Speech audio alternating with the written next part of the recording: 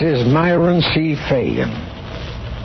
During the past 20 years of my more than 60 years of experience on Broadway and in Hollywood, as a playwright, director, and producer, I have received many thousands of letters from fans and worshipers of the movie stars who have been identified by congressional committees and the FBI as collaborators in the Red Conspiracy to destroy our country, asking me why and how their idols have become Reds, and pleading with me to assure them that it is not true. Unfortunately and regretfully, I cannot give them that assurance. I say regretfully because the vast majority of those Red stars have been my close friends through all the years that I have been on Broadway and in Hollywood. But in this recording, I will endeavor to show how and why they joined in the Red Conspiracy. The most thrilling and most glamorous phase of life in our country always has been the world of entertainment. At the turn of the century, that world of entertainment was primarily the living theater, Broadway. In 1907, I became a part of that world as a playwright, director, and producer. Then some years later came the movies, and a new glamour world came into existence. It was called Hollywood. But until 1930, Broadway was my world. Then as the movies were transformed into what they then called the talkies, I came to Hollywood. As a result, I came to know both worlds well. During all the years from 1907, practically every known star, from Mrs. Leslie Carter, Douglas Fairbanks, Helen Morgan, Clark Gable, and many others, appeared in one or more of my plays and films or under my direction. All of them were close friends. Then in 1945, I suddenly discovered that Hollywood, the land of glamour, had become a cesspool of treason. That many of those glamorous stars, writers, directors, and producers were the backbone of a horrifying communist conspiracy, and were deliberately using their very glamour and the screen to glorify communism in Moscow and to create an ugly American conception of America and the American people throughout the world. Until that year of 1945, I did not have the slightest suspicion that many of those close friends and associates were as deep in the commission of treason as Alger Hiss. Tragically for me, in my eyes, their treason was even more heinous because they were employing the unsuspecting adoration of their worshippers to poison tip the daggers they were plunging into their backs.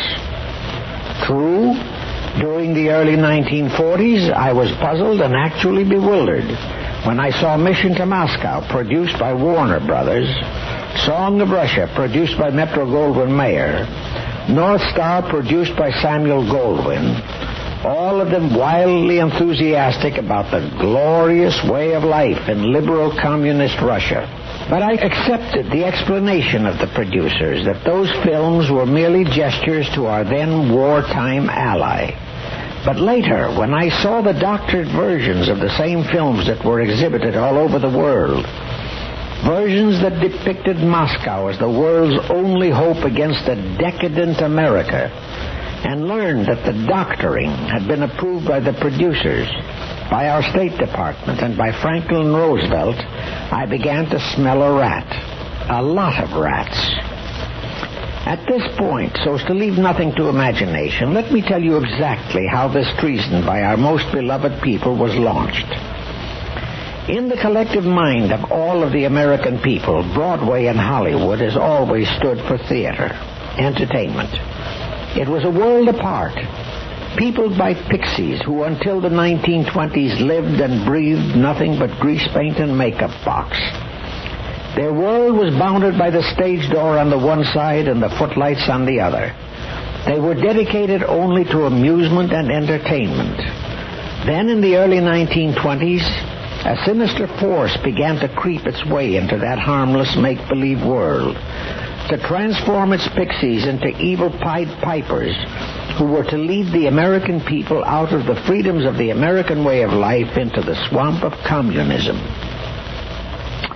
Last July, in 1967, we issued a set of recordings 3 two-sided records, which we call the Illuminati CFR Conspiracy, in which I reveal the entire great conspiracy to transform the United States into an enslaved unit of a United Nations one-world government.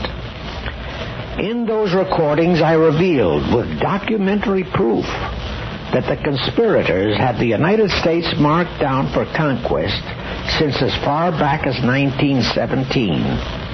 But the conspirators knew that they could not hope for success unless they could first break down our defenses and resistive powers from within. A frontal attack, such as enslaved the Russian people, could not succeed over here. The American people would first have to be conditioned to realize the wonders of Marxism. In other words, we, the American people, would have to be deluded and mesmerized. But that job would have to be done very subtly, so as not to arouse suspicions too soon. That poison would have to be hypoed into the American bloodstream by the least suspected needle, a glamorous sugar-tipped needle. The press, while necessary, could not be that needle, because it was bound to be more or less obvious. The soapbox orator, while of value, would have to do his work without cover. But who would suspect the devil-may-care, happy-go-lucky, beloved pixie of the make-believe world? Thus, in 1920, the conspirators, operating in Moscow, organized what they called the Cinema Bureau of the International Union of the Revolutionary Theater.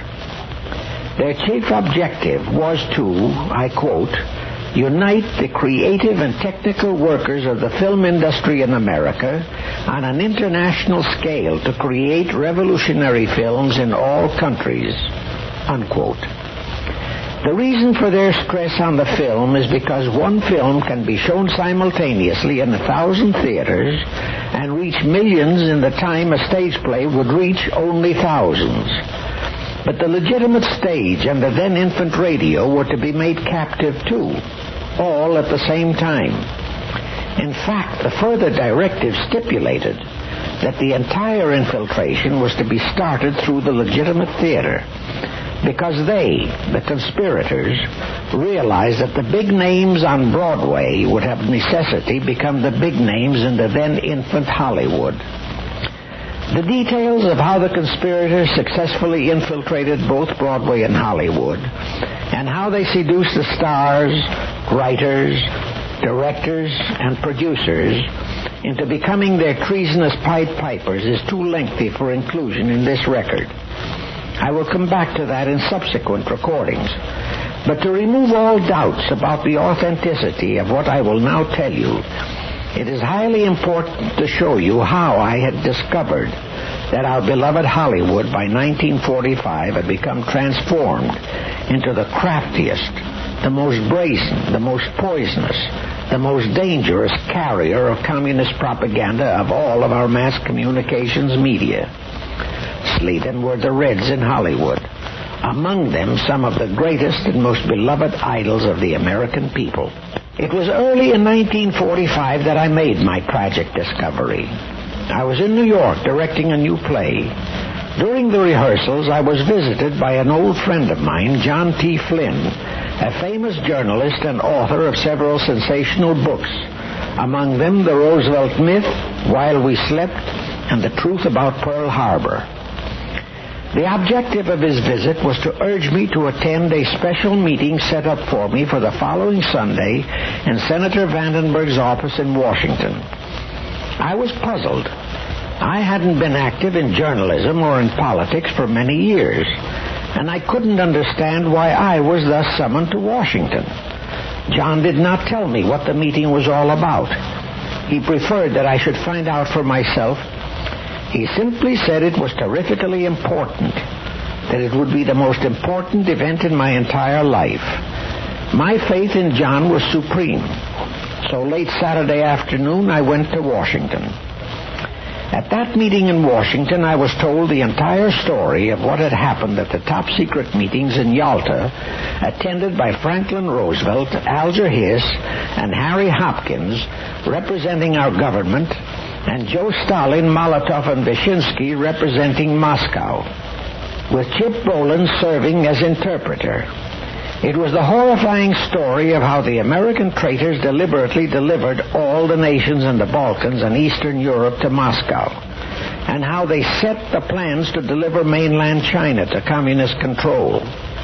Furthermore, Vandenberg and the others at that meeting, which included other congressmen and top officials of Army and Navy intelligence and the FBI, had documentary proof for their story. They had microfilms and recordings of all the meetings, secretly made by Stalin, to be used as a club over Roosevelt's head should Roosevelt ever try to renege on his part of the betrayals. The underground in Russia had managed to get copies of both the microfilms and the recordings. They sent 2 sets of both to the United States, one set to one of our intelligence agencies, another set to Senator Vandenberg. I was stunned and horrified by what I heard and saw, but that wasn't the only thing I learned at that meeting. I learned how utterly and completely all our mass communications media were controlled by the masterminds of the great conspiracy to destroy our country. These masterminds of the great conspiracy are known as the Council on Foreign Relations, the CFR, as the Illuminati is now known in our country. Immediately after Vandenberg and the others viewed those microfilms and recordings, they had called a press conference. Virtually all newspaper correspondents in Washington and heads of the Associated Press and the UPI, amongst others, were present. After revealing the entire story to them, Vandenberg asked them to front page that entire act of treason. The answer was an emphatic no.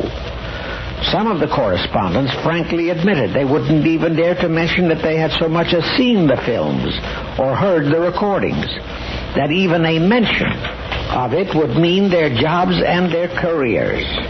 Thereupon Vandenberg called in the heads of NBC, ABC, CBS, and other broadcasting channels and asked them to reveal the story on the air.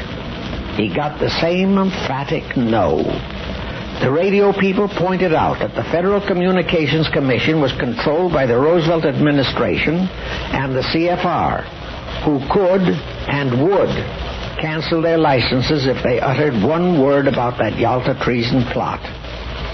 At that point, Vandenberg hit upon a truly brilliant idea. He remembered what a terrific impact the film Mission to Moscow had made in the whole world. He realized that the Yalta story, as revealed by the microfilms and recordings, would make an even more terrific film.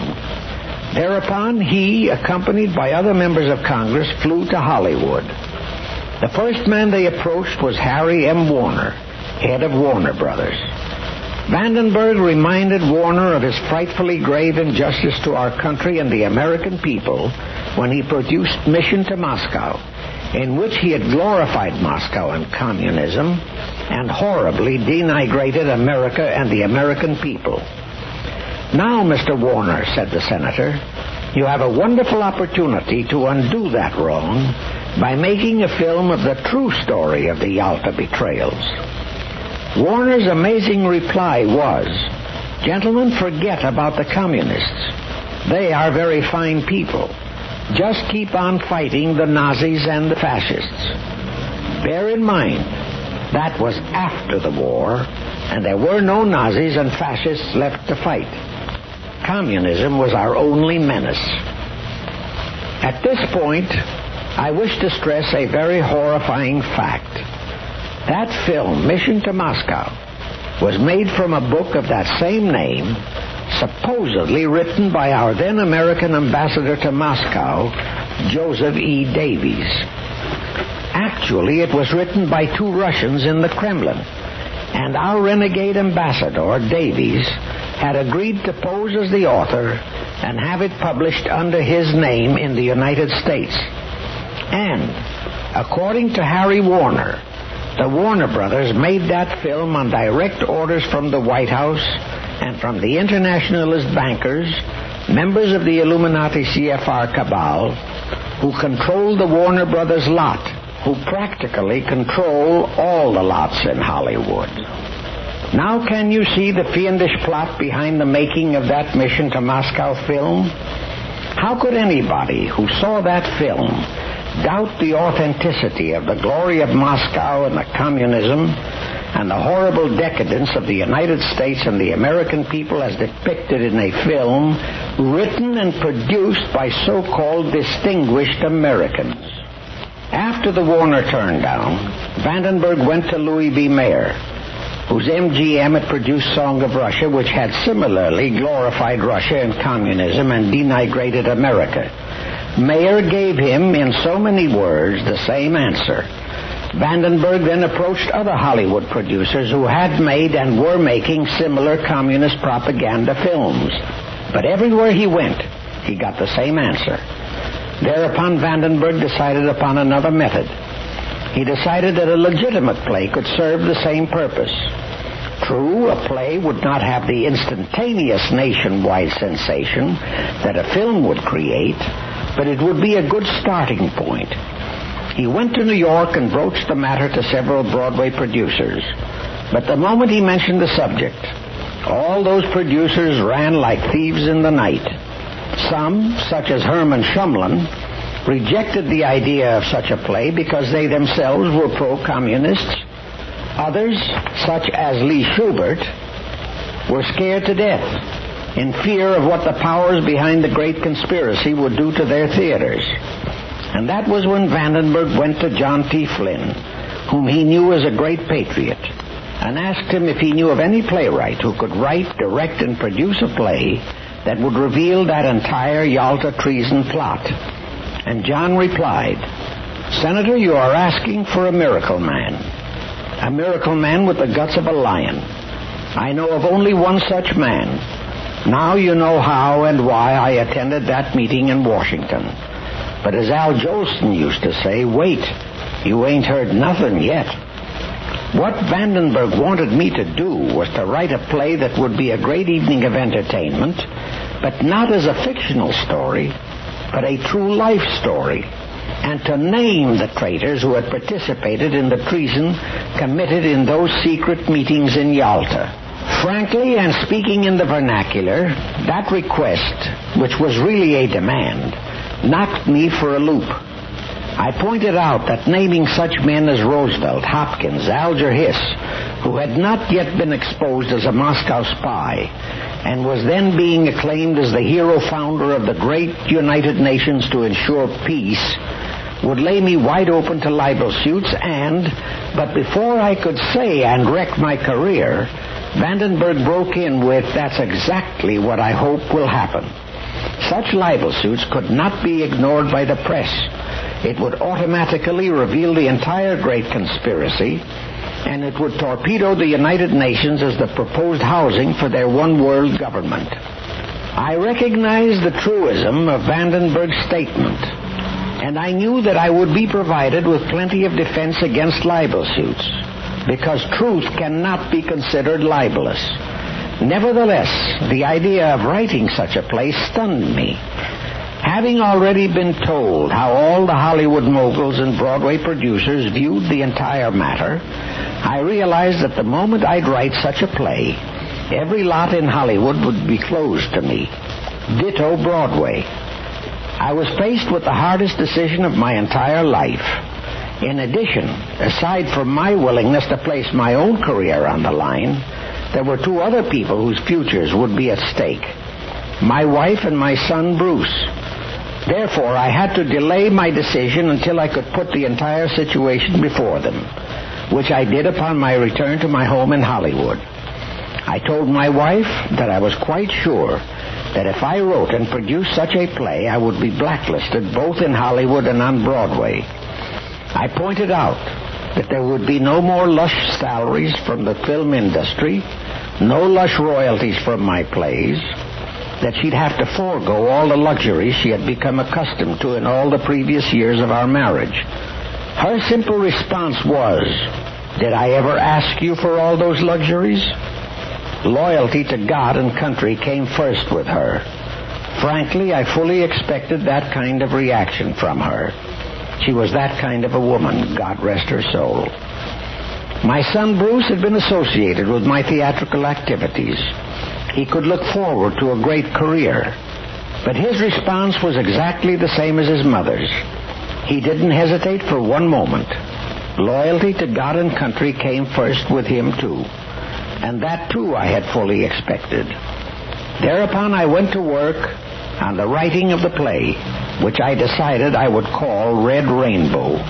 I completed it within a matter of weeks, and then I left for New York to arrange for a cast and for a theater. The first man I approached was Lee Shubert. At that time, the Shuberts owned and controlled most of the theaters in New York and throughout the nation. I had known Lee from the time I first came to Broadway in 1907. Through the years that followed, I had had very close business relationships with him, had booked all my plays into his theaters, and we had become close and warm friends. When I asked him to assign a theater for a new play I had just completed, his first question was, "Is it for Red Rainbow?" I was greatly surprised, because I had not mentioned the title of the play to anybody except the Vandenberg group. But obviously the name of the play and its subject had been leaked by somebody. Naturally, I had to admit that the play was Red Rainbow. Lee promptly produced a sheaf of letters and telegrams, all warning him that if he permitted Red Rainbow or any anti-communist play to be staged in one of his theaters, all his theaters would be stench-bound, and he urgently advised me to forget Red Rainbow. I was terrifically disappointed, but not deterred. I contacted other theater owners whom I knew to be loyal Americans, but all had been similarly intimidated, and like Shubert, they all urged me to forget Red Rainbow.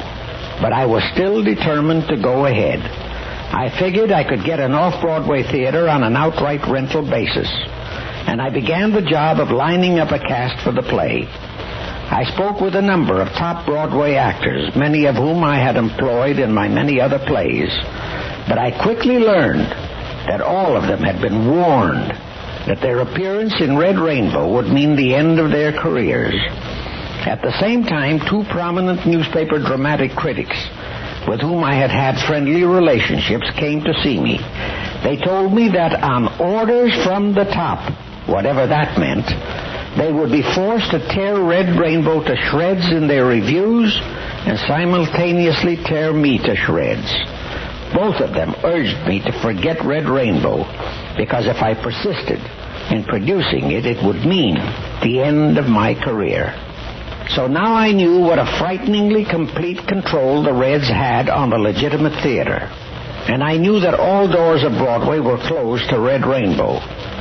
However, I am a very stubborn man, especially when it comes to loyalty to my country. I decided to take the play back to Hollywood. In the Hollywood colony, I had many hundreds of friends, stars and top actors, many of whom had appeared in my plays and films. I felt very confident that in Hollywood I would be able to get a theater and a good cast of actors. I had not yet learned that Actors' Equity Association, the Actors' Union, had spread word to all members to shun Red Rainbow like a case of smallpox. All of which goes to show how naive I was at that time, how little I knew of the Red Conspiracy in the entertainment world, how little I knew of the overall great conspiracy to destroy the sovereignty of our nation. Because the moment I mentioned Red Rainbow in Hollywood, the very same things that happened on Broadway were duplicated in Hollywood, only more so. Every theater owner, every actor, trembled with fear at the very mention of Red Rainbow. On top of that, some of my closest friends in the industry confidentially informed me that I had been tried in absentia by the Hollywood moguls, some of whom I had considered my very good friends, and the verdict was that if I persisted in my efforts to produce Red Rainbow, I would be a dead duck on every lot in Hollywood. Realizing that I was butting my head against a stone wall, I surrendered. That is, I decided to forget about Red Rainbow for the time being. But I did not give up my determination to expose the Yalta treason. I decided to write a new play, in which I would do the very same kind of exposing. But to avert all suspicions, I gave this new play a very innocuous title. I called it Thieves' Paradise. The plot or story of this new play was all about a domestic problem of a family living in Bulgaria. It was a distinctly humorous story. Anyway, the first 2 acts were. To those who were familiar with my writing style, Thieves' Paradise sounded like some of my earlier comedies, such as The Little Spitfire, The Siren, Mistmates. And I very carefully but innocently spread the word that it was just that kind of a play. This time I had no difficulty getting a theater, which I rented outright and engaged my own staff to operate it, with my son Bruce serving as the producing manager. Likewise, this time I had no difficulty getting a cast, but I picked that cast very carefully, engaging actors and actresses whom I knew to be zealously loyal to America. Now, the important point about Thieves' Paradise was that, while the first 2 acts were distinctly comedy drama and contained no indication of the exposition of the Yalta United Nations plottings, the 3rd act was devoted entirely to the exposition. Therefore, I did not allow anybody, not even my scene designer, to read the manuscript in its entirety. I had a special reason for that precaution. Under the Actors' Equity Association rulings, the first week of rehearsals was, to all intents and purposes, a probationary period. During that first week, any actor who found his part undesirable could serve notice on the producer and withdraw from the play. The same ruling applied to the producer, who, if he felt an actor had been miscast, could replace the actor. But after that probationary week, that was, to all intents and purposes, a probationary period. During that first week, any actor who found his part undesirable could serve notice on the producer, and an actor had been miscast, could replace the actor. But after that probationary week, the saying goes, all hell broke loose.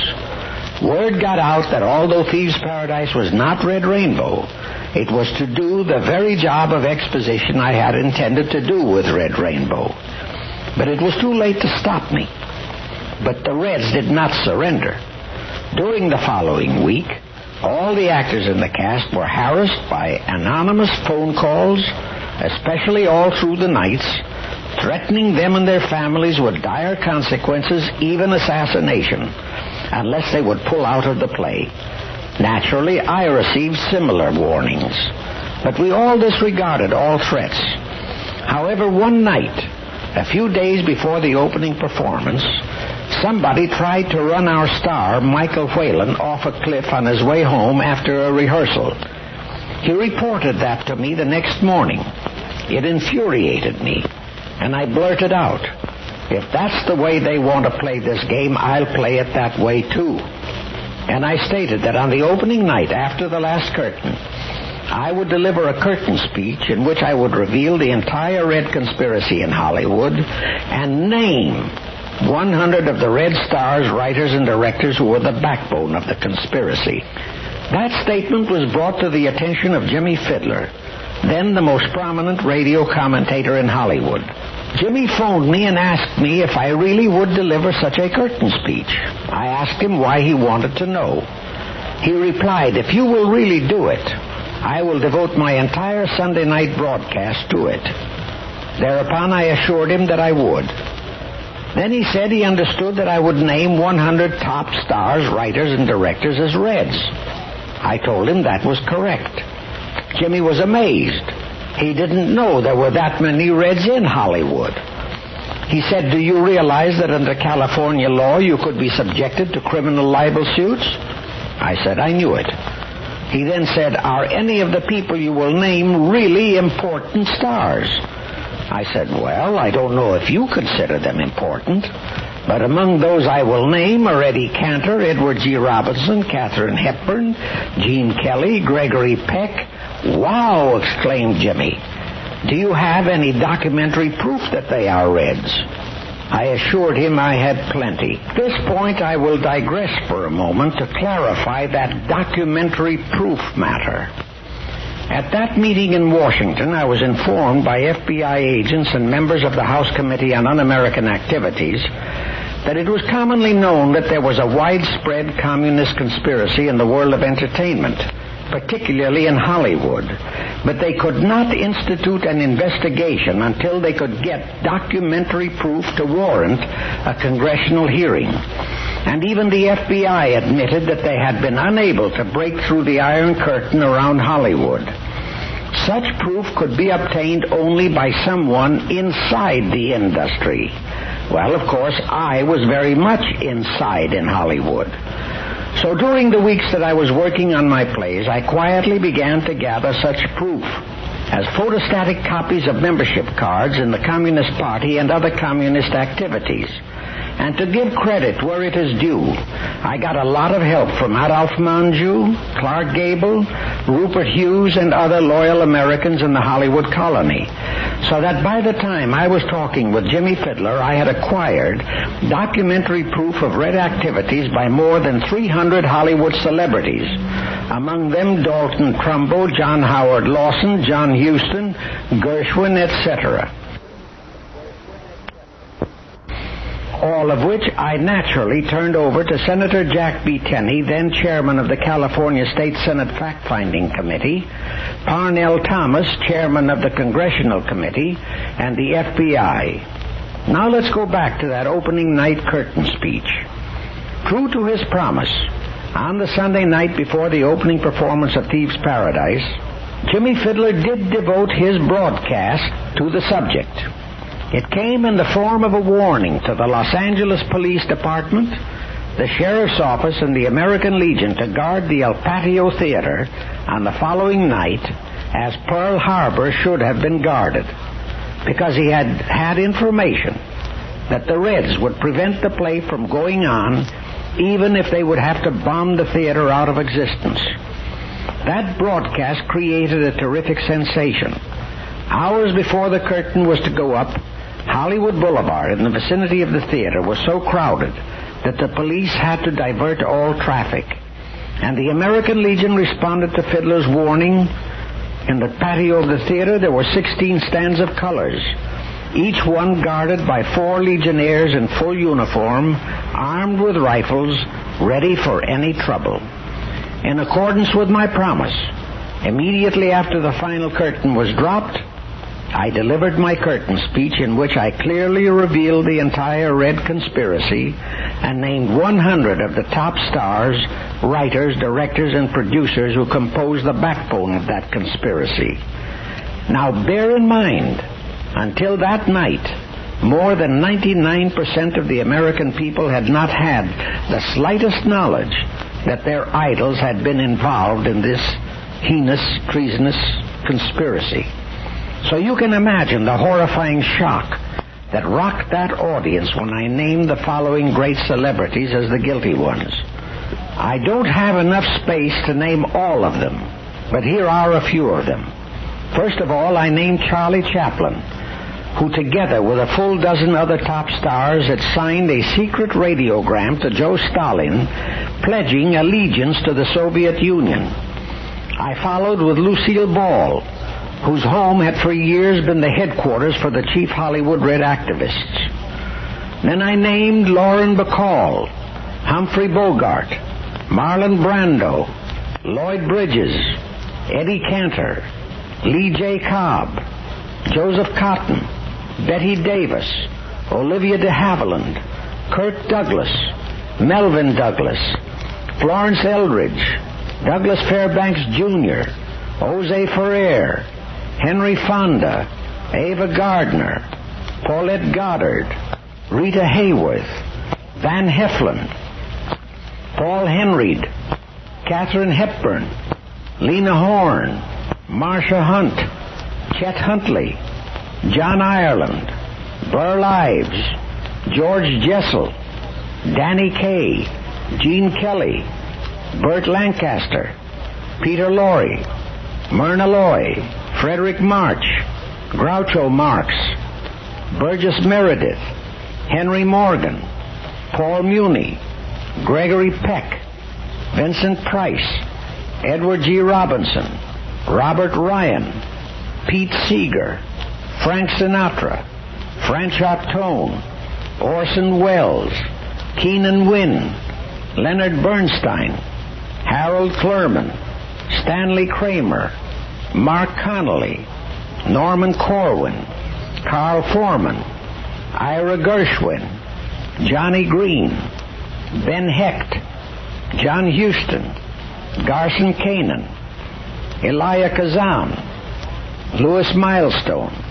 Norman Mailer, Arthur Miller, Clifford Odets, Dorothy Parker, Otto Preminger, Dory Shary, Bud Schulberg, Howard K. Smith, Donald Ogden Stewart, Billy Wilder, and Langston Hughes, infamous for his poem Goodbye Christ, plus the later infamous Hollywood 10, headed by Dalton Trumbo, John Howard Lawson, Lester Cole, Edward Dmytryk, etc., etc.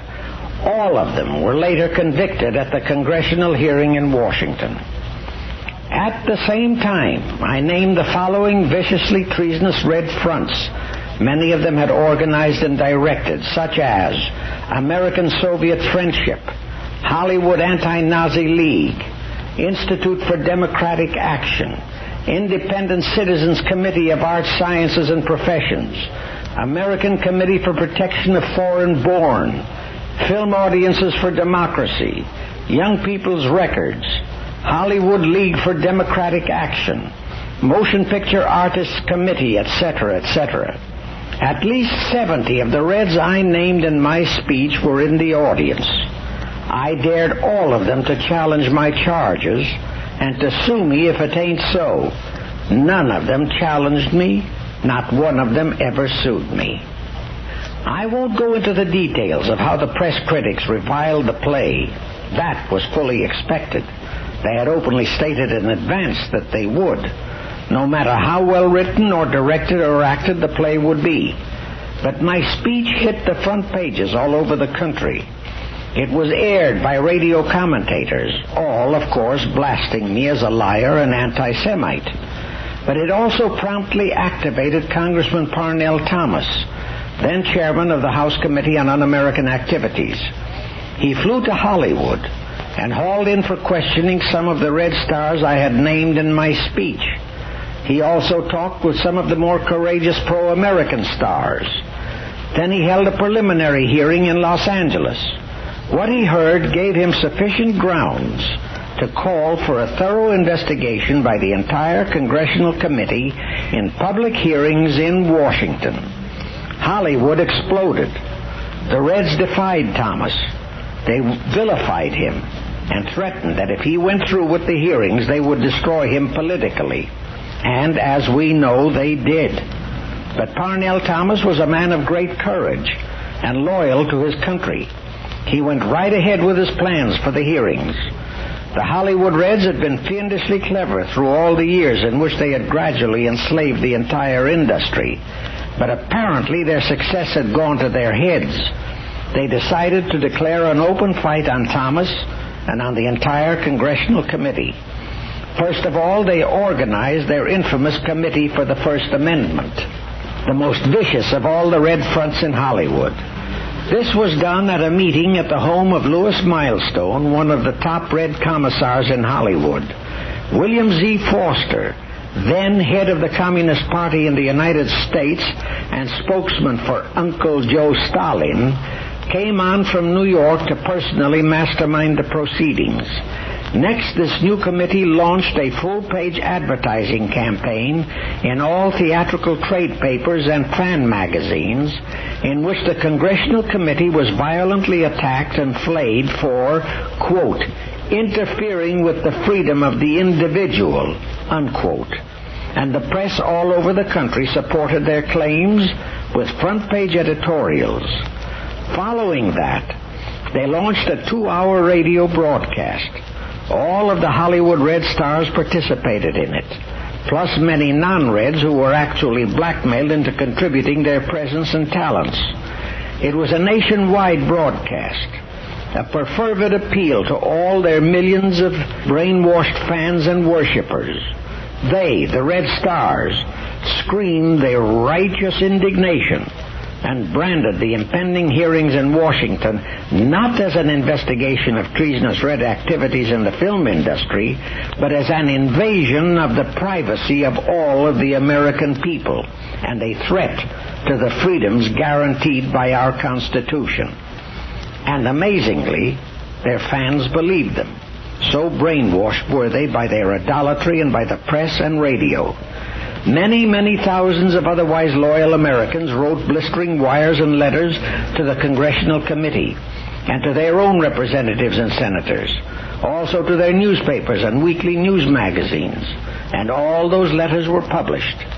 In addition, the liberal press editors and columnists joined in the outcry against the congressional monsters.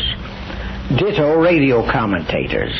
But Parnell Thomas ignored the entire commotion and calmly continued to serve subpoenas to the Red Stars writers, directors, and producers who denied they were Reds, insisted that they were just liberals. And then the Hollywood hierarchy made their biggest mistake. They decided to put on a show at the hearings, a show that would, in the lingo of tough guy Humphrey Bogart, make a monkey of Thomas and his whole congressional committee. At that didn't sound like a far-fetched threat. After all, they had all the great actors in Hollywood to choose from for a burlesque of that sort. Who would better know how to ridicule and needle those congressmen? Who would better know how to jibe and jeer and inflame an audience, all of the American people, against those congressional monsters? Thus, on the eve of the hearings, a plane load of Hollywood's most glamorous Red Stars, headed by Danny Kaye, Gregory Peck, Lauren Bacall, all field-marshaled by bold bad man Bogart, landed at the Washington airport. Heralded in advance by Washington's Post and Star, themselves as liberal as any of the Hollywood Reds, a great crowd of their movie fans were on hand to greet and welcome their idols. Simultaneously, the entire nation's press and radio were making a great to-do about that great crusade by the people's Red darlings. Danny Kaye, fancying himself as quite a Mark Antony, delivered an oration, as did Bogart and the others. And then all those brave and treasonous would-be emancipators from congressional tyranny marched through densely crowded streets and cheering mobs to their battlefront in the balcony of the hearing room in the old House office building. But lo and behold, at the hearing everything went awry. Without a script and director to guide them, the Hollywood claque jibed and jeered at the wrong times and cheered the wrong individuals. The brainwashed fans who had come there to cheer their idols, disillusioned and disgusted, began to hiss and boo. From that point, everything went from bad to worse. The friendly witnesses, stars and writers, whom the Red hierarchy had cast in roles of villainy, told the true story of the Red conspiracy in Hollywood and emerged as heroes. The Reds, particularly the infamous Hollywood 10, whom the same Hollywood hierarchy had projected as heroes in the piece, came out covered with infamy and penitentiary sentences. Then, to complete the debacle, the press and radio, who with great eagerness had come there to ridicule the committee, were forced to reverse themselves and publish far and wide the guilt of the Red Stars. Pardon me, I mean liberals. Thus, practically in a matter of minutes, the Reds wrecked a perfect treason machine they had been secretly building in Hollywood for 25 years. So secretly had they been building it, the American people not only had no suspicion of it, but had actually been making it possible by their patronage at the box offices, thus financing films that were poisoning the minds of our youth and brainwashing all the people of the whole world. But we, the people, are slow to learn. That first congressional investigation left me with three inescapable conclusions. Number one, it provided concrete evidence that the short memory of our people is the greatest menace to the very life of our country. Number two, that the CFR-controlled communications media are directly responsible for that short memory, as I will later show. Number three, that the Reds never quit. In that year, 1947, everybody old enough to read was made fully aware of the vile treason committed by the Reds in Hollywood. Each and every day of those hearings, the press throughout our nation front-paged every detail of that horrifying story. They didn't dare to ignore it or play it down because more than 300 stars, writers, directors, and producers were officially declared guilty. It not only shocked the people, it enraged them. But practically the very day after those hearings ceased, both the press and the radio went into deep silence. And tragically, the people proceeded to forget all about it. In anticipation that that would happen, during the weeks preceding the hearings in Washington, I appeared before various women's clubs and various patriotic groups, and in my speeches I predicted that the hearings would create a nationwide sensation. I predicted that the press would not dare to ignore the facts that would be brought out at those hearings. But I also warned that both the press and the radio would go into complete silence after the hearings would close, and I warned my audiences against the tragic propensity of the people to forget. I also warned that the Reds never quit. One very wonderful result came out of my speeches and warnings. Under the leadership of Mrs. J. Henry Orme of the Ebell Women's Club, a very wonderful patriotic American woman, 100 presidents of women's clubs in Southern California, particularly in the Hollywood area, met and organized what they called Citizens United for American Principles. Those women's clubs presidents agreed to serve as a committee of 100 directors of the organization, and they appointed Rupert Hughes, a famous writer and uncle of Howard Hughes, to serve as their advisory chairman. Their objective was as simple as it could have been highly effective. That objective was to urge all loyal Americans to boycott all movie theaters that would continue to show Red propaganda films and films employing the 300 Reds named and officially identified by the Congressional Committee. That would destroy the box offices of those theaters and thus destroy the revenues of all the Red conspiracy's producers. True, that might destroy the entire film industry, but it would also break the back of the entire Red conspiracy. To save themselves, it would force the producers to blacklist the named Reds out of all films. It would force them to abandon the making of Red propaganda films. As I stated, that objective could have been the cure for the Red conspiracy in Hollywood. But I promptly pointed out to that committee that their procedure was all wrong, that they were making their organization vulnerable to destruction by the enemy. By the enemy, I meant Motion Picture Producers Association and their chief ally, the notorious Anti-Defamation League. They asked me to explain how and why they would be so vulnerable. My explanation was very simple.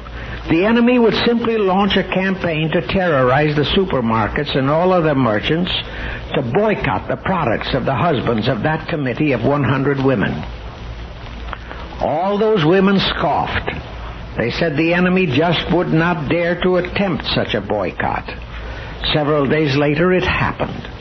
One of the committee, whose husband was the head of one of the largest dairy companies in Southern California, frantically withdrew her club from the organization because her husband's business was threatened by the very boycott scheme I had warned against.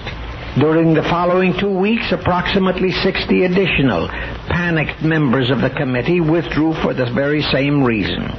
In addition, Rupert Hughes, then in the late 70s, stated that the job of advisory chairman was too strenuous for a man of his age, and he resigned. Thereupon, Mrs. Orme and the remaining members of the committee called me into a meeting and asked me to tell them how they could carry on. They were determined not to surrender their objective. My advice was simple. Their objective was to educate all of the American people about the Red menace in Hollywood and unite them into destroying that menace. Therefore, the name of their organization must distinctly emphasize that objective, and I suggested a new name, the Cinema Educational Guild. Also, to make the organization, CEG, invulnerable to the attacks of the enemy, the committee of the presidents of the women's clubs must be disbanded, and the names of the new directors of CEG and of the members of the guild must never be revealed. Thus there would be no targets for the enemy except myself if I became the head of CEG, and I would be invulnerable. The enemy could do no more to me than they had already done. Mrs. Orme and the others agreed, and that was when and how the Cinema Educational Guild came into existence. And at this time, let me stress that ever since then I have continuously been stressing that the Reds never surrender, that they never let go of anything they have in their grip, that when unmasked and cornered, they retreat, they smile, they offer to coexist, and I've continuously warned that the moment the victim lets down his guard, they, the Reds, pile in more ruthlessly than ever. The Moscow Reds confirmed all that in Hungary in 1956. Remember? In short, the Reds can't be licked. They must be destroyed. But there's only one way to do it, through their pocketbooks. There must be a nationwide boycott of all theaters that show films with red stars or films with red propaganda. Kill such films at the box offices and you will destroy the ammunition, money of the producers. The same is true of radio and TV in a different yet similar way. The moguls of radio and TV do not have to depend upon box offices for their revenue. They depend upon the sponsors who pay for the time to show their TV shows and commercials that advertise their products. A nationwide boycott of the products of such sponsors will quickly cure that disease. It will keep those red stars and red propaganda shows out of your living rooms. Shows that poison the minds of your easily influenced children. Time after time after time, we drove the Reds out of Hollywood. The people assumed that they had achieved a great and final victory, that the whole war had been won, and then they'd proceed to forget, and the Reds would come slithering back. There is absolutely no doubt that a fully alerted people can kill this Red conspiracy in Hollywood. Let's go back to that first hearing in Washington. The reactions of the suddenly aroused American people to the revelations at that hearing swept panic through all of Hollywood. Mayer, Warner, and all the other panic-stricken moguls piously vowed that they would immediately begin a drive to house-clean all Reds and Red traitors out of Hollywood. Of course, they lied. Despite their fright, those moguls had no thought of reforming. They merely determined not to be caught again. Actually, however, they couldn't have reformed even if they had truly wanted to, which they didn't. Because the real controls of Hollywood are firmly in the hands of such internationalist bankers as Lehman Brothers, Kuhn Loeb, Goldman Sachs, the Warburgs, etc., who financed practically all the big Hollywood lots, all of whom are directors and the top brass of the Council on Foreign Relations, the hierarchy of the Great Conspiracy. Practically every Hollywood lot, every national TV network, every national radio network was financed and is controlled by those internationalist bankers, and therefore all of them are controlled by the CFR. That entire story of the enslavement of our entire mass communications media and all their betrayals of the American people is fully revealed in our Illuminati CFR recordings. The brazen sham of all those promises and pious vows of the moguls at that first Washington hearing was clearly revealed after the infamous Hollywood 10 were released from prison.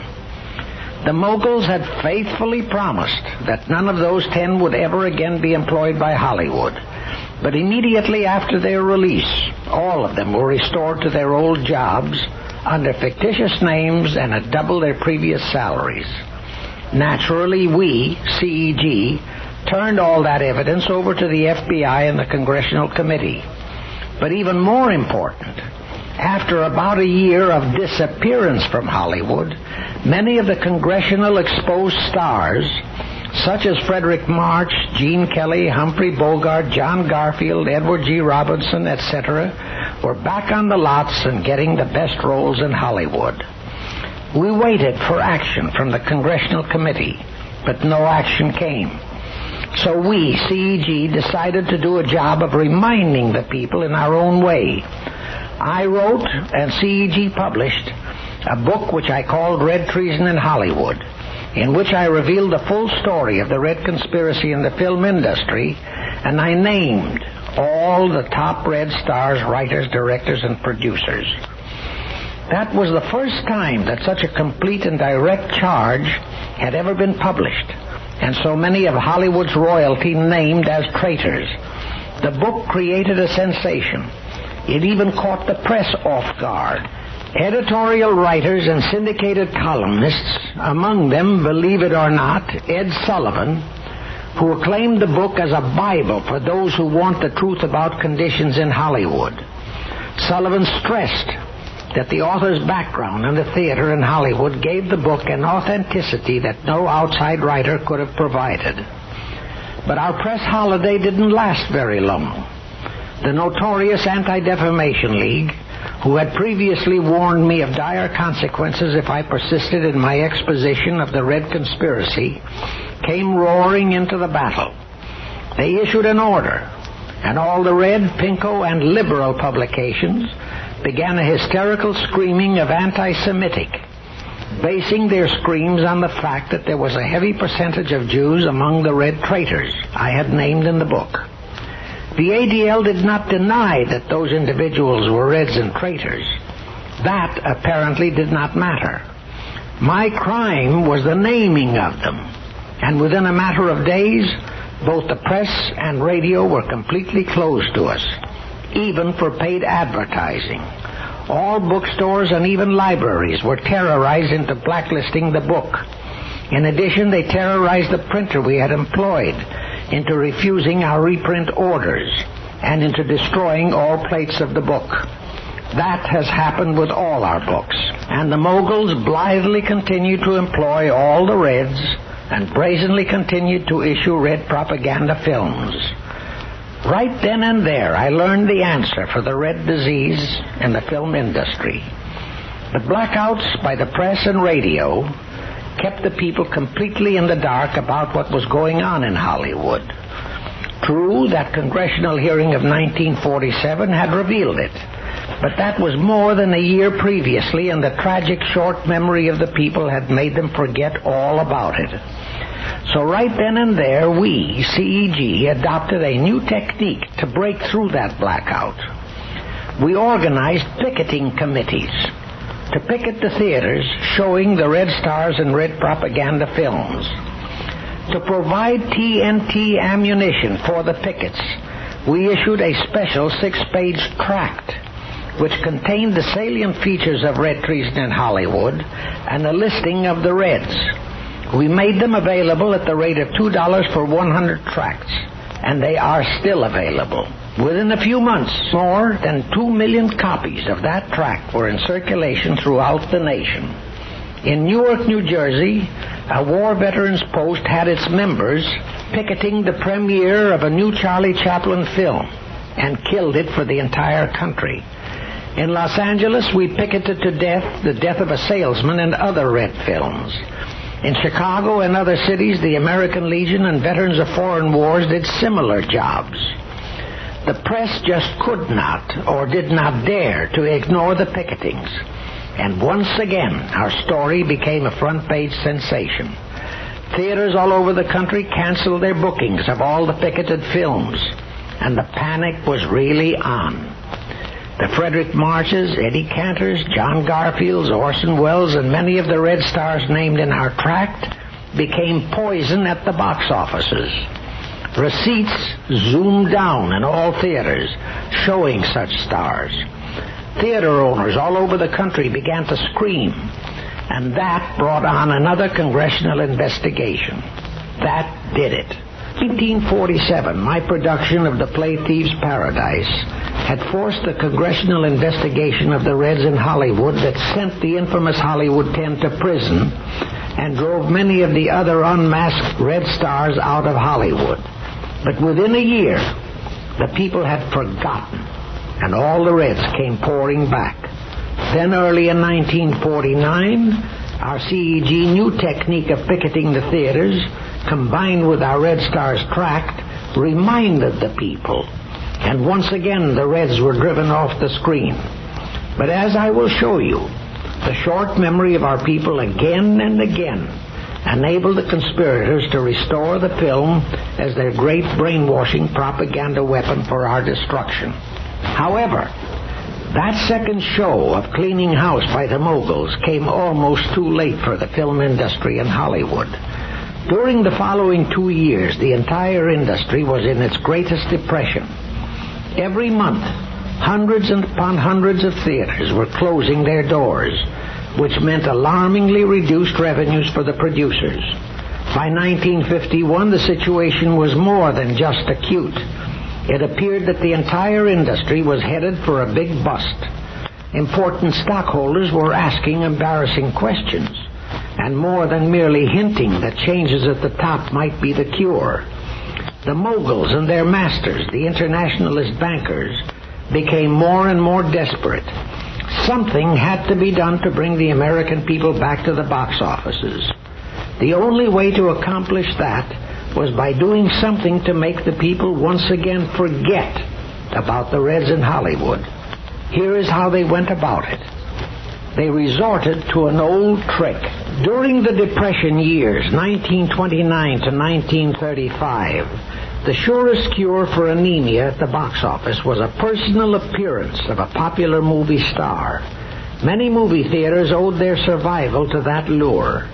So now the moguls decided to resort to that same technique to hoodwink the American people. Only this time they added a twist to it. In addition to appearances at theaters, the stars were to be honor guests at the luncheon meetings of women's clubs, Kiwanis, Rotary, Lions, and other civic and service groups. In addition, and that was the real gimmick, they were to entertain and address press conferences attended by all local editors and columnists and radio and TV commentators. And under strict instructions, the theme song of all those traveling goodwill ambassador stars was to be, "Communism has been cleaned out of Hollywood." I stress that under strict instructions because I know that many of the loyal to America stars vehemently protested against that phony theme song. For one example, Clark Gable, the most popular of all the Hollywood stars, positively refused to serve as such an ambassador, and the moguls didn't dare to punish him for it. On the other hand, there were other Hollywood celebrities, and they were those who screeched Americanism the loudest, who jumped into the scheme with both feet. One of the most shameless of these renegades was Ronald Reagan, then president of the Screen Actors Guild, which at the 1947 hearings in Washington was proclaimed to be the most vicious hotbed of communists in the entire film industry. The same Reagan now is governor of California and a would-be candidate for the presidency. He toured the nation and spouted his brazen deceit on radio and on TV before all types of civic groups. And he didn't stop with the statement that communists and communism had been cleaned out of Hollywood. He assured the world that, quote, "Today even the fellow traveler has disappeared from the Hollywood scene," end of quote. Now, in order to clear away all doubts and confusions about Reagan's hypocrisy and to show the depths of deceit to which he resorted, the following is a sample of one section of his spiel as it was published under his byline in Victor Reisel's column on July 27, 1951. Quote, "Communism," stated Reagan, "failed in Hollywood because the overwhelming majority of the Screen Actors Guild are and always have been opposed to communism. They, the Reds, tried every trick in the bag. But the actors, led by the board of directors of the Screen Actors Guild, outthought and outfought them. We fought them on record and off the record. We fought them in meetings and behind the scene. Our red foes even went so far as to threaten to throw acid in the faces of myself and other stars, so that we never could appear on the screen again. I packed a gun for some time, and policemen lived at my home to guard the kids. But those days are gone forever, along with the deluded red sympathizers and fellow travelers. Today, even the fellow traveler has disappeared from the Hollywood scene. End of quote. Now bear in mind that the overwhelming majority of the Screen Actors Guild and Board of Directors mentioned by Regan contained hundreds of the stars named in our Red Stars tract, all documented as Reds by the Congressional Committee and the California State Senate Fact-Finding Committee. That new theme song worked like a charm. As was to be expected, newspapers, magazines, radio, and TV picked it up and spread it throughout the nation. The liberal columnists and radio and TV commentators began to chorus it in their columns and broadcasts. They loaned their columns and their mics to Regan and the other Hollywood goodwill ambassadors, and public opinion once again began to succumb to it. The people began to forget, and slowly but surely, the starving movie theaters, which had been showing the red stars and red propaganda films, began to fill up again. By 1952, it seemed that all the people had forgotten, and Hollywood was on its way back to prosperity, and all the unmasked and banished Reds came flocking back onto all the Hollywood lots, and they again gleefully began to produce films with messages. And that was their great mistake. Had the moguls kept the banished Reds out of Hollywood 2 or 3 years longer, had they kept messages out of their films for 2 or 3 years longer, and continued their "Today Even the Fellow Traveler Has Disappeared" from the Hollywood scene theme song, they might well have succeeded in lulling the American people so deeply into slumberland that, figuratively speaking, only an earthquake would have awakened them. But the masterminds of the CFR are not concerned with the problems of their mogul tools and stooges. They want continuous action, continuous brainwashing, and the Hollywood moguls had to obey orders. Thus, even as their theme song, "No More Reds in Hollywood," was ringing throughout the land, they again began to issue red propaganda film after red propaganda film, each one more brazen than the previous ones. We promptly issued another special bulletin in which we fully revealed the Hollywood moguls' new technique. We categorically listed all the new red films, and we highlighted the propaganda in them. We again named all the once banished Reds who were back on the Hollywood lots, and we again stressed the return of the infamous Hollywood 10 into their old jobs and revealed the fictitious names under which they operated. Within 60 days, we had more than 200,000 copies of that special bulletin and more than 2 million copies of our updated Red Stars tract circulating throughout the country. And once again, theaters all over the country were being picketed. Once again, the House Committee on the Un-American Activities was being deluged with copies of the bulletin and tract, together with angry letters demanding action. And despite all pressures to prevent it, the committee publicly scheduled another Hollywood hearing. And lo and behold, once again the press was forced to front page another parade of Hollywood celebrities to answer questions. Again, many of them, when asked the $64,000 questions, hastily sought refuge behind the Fifth Amendment. Others, realizing that we, CEG, had provided the committee with documentary evidence of their red activities, and fearing the consequences of perjury, such as had sent the Hollywood 10 to prison, confessed and named virtually all those we had listed in our Red Stars tract, many of whom were again holding down the best jobs on various Hollywood lots. Naturally, that torpedoed the Ronald Reagan Act. It also sank all the other Hollywood goodwill ambassadors. They all scurried back to Hollywood and into deep silence. And once again, all the Reds were in flight from Hollywood, back to Broadway in Europe. And this time they had a new sanctuary, television. But once again, hundreds of theaters all over the country were going out of business. Now you would think that new debacle would have served as a final lesson for the moguls. But as I have been repeating for 20 years, they never quit.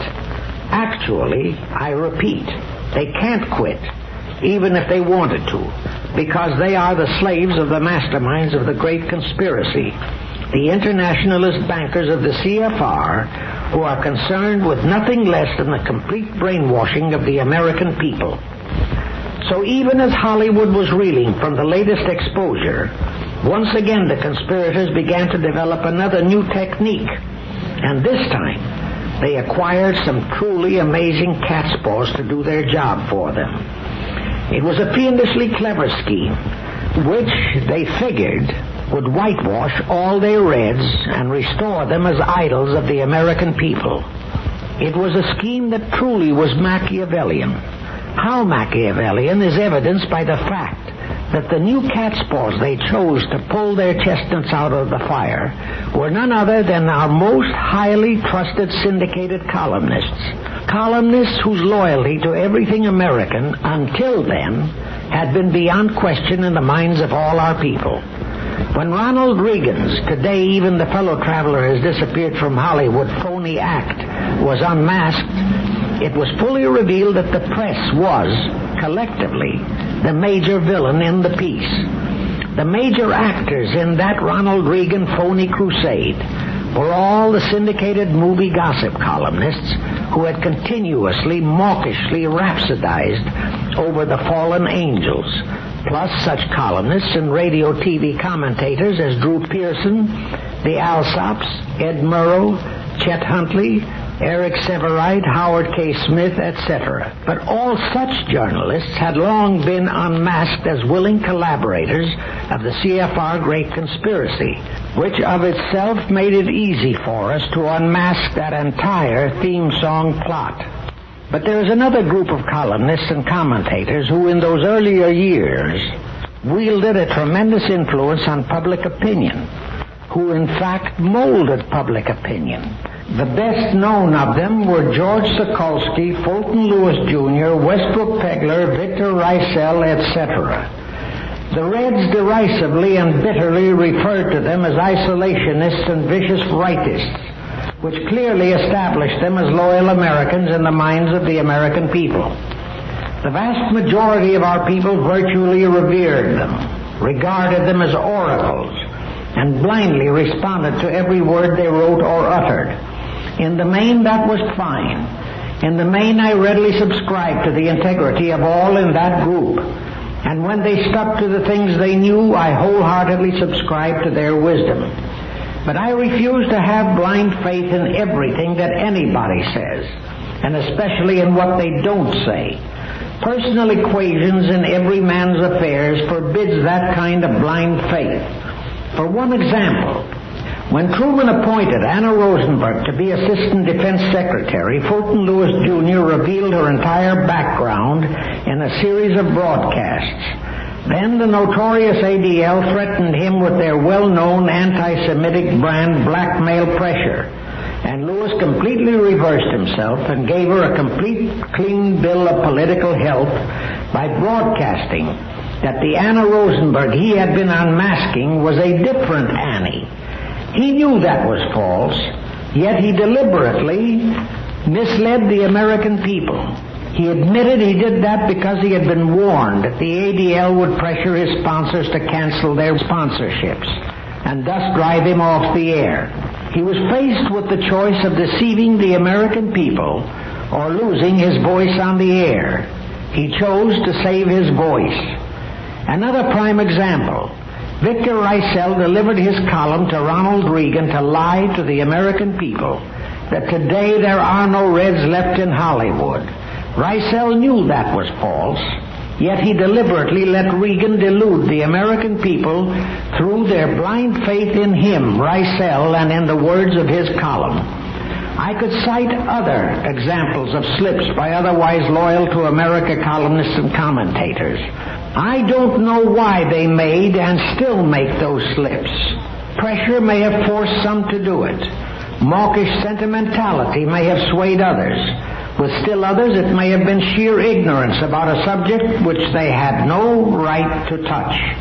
But whatever it was and is, it proves my contention that blind faith in any fallible human being, and believe me, all humans are fallible, can be as dangerous as was our blind faith in a Franklin Roosevelt, who betrayed us at Pearl Harbor and at Yalta, or a Dwight Eisenhower who delivered Berlin and all of Eastern Europe to Moscow's armies, or a United Nations who deliberately murdered our sons in Korea and Vietnam, and who will continue to murder our sons with similar betrayals. Anyway, it was that type of trusted columnists that the Hollywood moguls and the masterminds of the great conspiracy chose to whitewash their red stars and brainwash the American people all over again. This came to my attention during the early months in 1953. It came in the form of letters from various TV sponsors who defended the employment of such Reds as Frederick March, Edward G. Robinson, Eddie Cantor, Gene Kelly, etc. in their TV shows. The gist of such letters from the sponsors was that their stars were no longer in the red category because they had been cleared by a highly respected clearance committee, which also had forgiven those Reds' past sins. Some sponsors also stated that virtually all of the stars listed in the Red Stars tract had thus been cleared, and that the tract was no longer valid. That highly respected clearance committee puzzled me. Such clearances, to be authoritative, could come only from the FBI or an official congressional committee. In response to my inquiries, all such official agencies denied having issued such clearances. Nevertheless, that same clearance story was more than just merely hinted by various columnists and commentators. And late in 1953, the people again began to let down their vigilance. All picketing ceased. Circulation of the Red Stars tract began to greatly decline. Protests to sponsors greatly diminished, and the Red Stars began to creep back into Hollywood and flooded into TV. And once again, red propaganda films became the order of the day, and I still didn't know the identity of that highly respected clearance committee. But early in 1954, a George Sokolsky column let the cat out of the bag. The first paragraph of that column reads as follows, I quote, "For 2 years, Hollywood has been surprisingly clear of communists. After motion pictures were boycotted and theaters picketed by patriotic organizations to prevent American money from filling the treasury of the Communist Party, a program was set up which gave the dupes or innocents or even the communist who had changed his mind an opportunity to clear himself. About 300 persons connected with the industry took advantage of this opportunity to set themselves straight. Surprisingly few of these persons have backslid. It was a good record of work done to help an industry in distress, and it must be said that the principal producers cooperated with the program." End of quote. Wow, what a brainwashing lie. What a brazen plot. I say that because we had named approximately 300 Red Stars writers, directors, and producers. The House Committee on Un-American Activities had named the very same 300. Needless to say, it was that same 300 that Sokolsky and his so-called clearance committee whitewashed in his column. That let the cat out of the bag. It gave me the clue to smoke out the whole plot. Briefly, here is the story. During the congressional hearings following the exposure of the Ronald Reagan spiels that today there are no more Reds in Hollywood, George Sokolsky and none other than James O'Neill, publisher of the American Legion magazine, organized a small, very select group of syndicated columnists into what they called a clearance committee. Naturally, it was done under pressures from the Hollywood moguls, the ADL, and the CFR's controlled newspaper publishers. The modus operandi for the clearance was simple. All that any individual, whether it was a Lucille Ball, a Katharine Hepburn, an Edward G. Robinson, or an economy-driven fellow traveler had to do was write a letter to the committee saying that he or she had seen the light, and he or she was immediately absolved of all sins. And all Hollywood and TV and radio network sponsors were confidentially informed of that fact. It was all done very hush-hush, but by the time we got onto that little scheme, all the Reds who had been officially cited as such were in possession of clearance certificates. And to give nationwide credence to the clearances, many columnists and editorial writers eulogized some of the most flaming Reds for having seen the light, for their honest confessions, and for their earnest, phony pledges to sin no more. Some of them even appealed to the public, as George Sokolsky did, to forgive the repentant sinners, such repentant sinners as Dalton Trumbo, John Howard Lawson, Otto Preminger, the despicable Stanley Kramer, etc. Small wonder that TV sponsors could blandly state to protesting customers that the Reds in their TV shows were no longer Reds because they had been officially cleared by that clearance committee. Small wonder that Hollywood and TV producers could brazenly reject criticism of their employment of Reds on the ground that their Reds had been cleared. Small wonder that the brainwashed all over again people began to let down their guards and cease their picketings and protests. Small wonder that all the Reds were once again flocking back into Hollywood. Perhaps the most brazen of all the apologists for the Reds was that same Ronald Reagan. After we had torpedoed his "There Are No More Reds in Hollywood," he was rewarded with the job of producer of TV shows for General Electric Company, whose head is a member of the CFR. He employed some of the most flaming Reds to star in those shows, and he introduced them as one of my best friends and a great American. Today, he is the governor of California and running like mad to become the Republican candidate for the White House. Aside from the fact that actor Reagan knows as little about running a state or federal government as I do about piloting a submarine, if he gets into the White House, will he likewise eulogize the Ho Chi Minhs, Mao Zedongs, and Brezhnevs as he eulogizes Red stars in his General Electric TV shows? No doubt he would. While I am on the Reagan subject, I will mention another very significant matter. Many Americans who will hear this record may recall that in the very late 1940s, the masterminds of the Great Conspiracy set up a one-world organization which they called the United World Federalists, more commonly known as the UWF. The job this UWF was set up to do was to bribe and seduce 32 state legislatures to secretly pass resolutions memorializing Congress to transform the United States into a unit of a UN one-world government.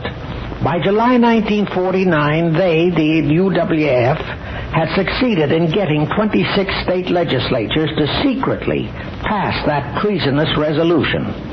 All they needed was 6 more states, and our country would have become an enslaved unit in that UN one-world government.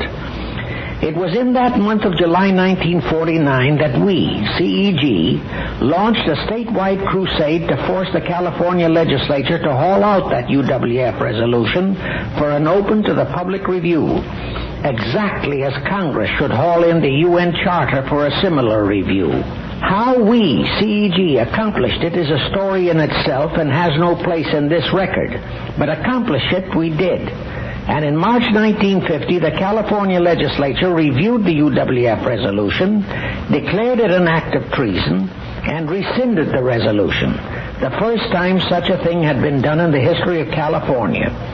The other 25 state legislatures, in fear of the reactions of their constituents, promptly followed California's example. That's how close we came to lose our country.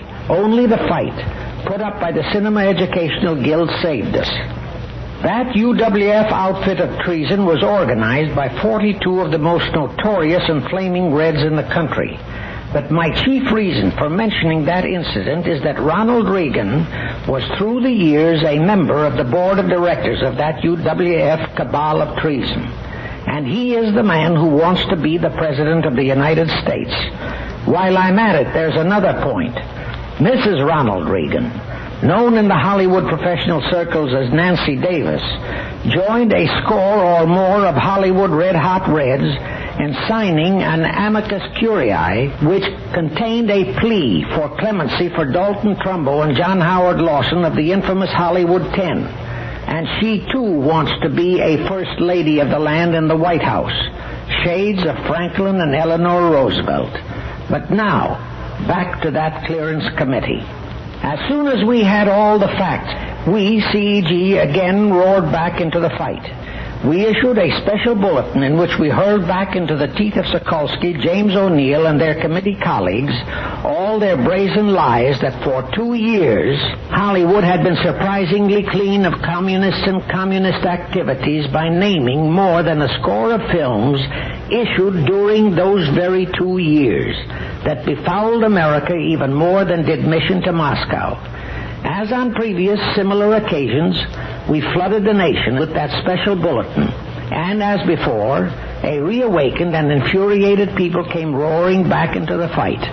Once again, they employed our Red Star tracts, millions of them, to force a showdown with Hollywood, with TV, and with Congress. So once again, we beheld a parade of the Red Stars, writers, directors, producers, before a congressional committee.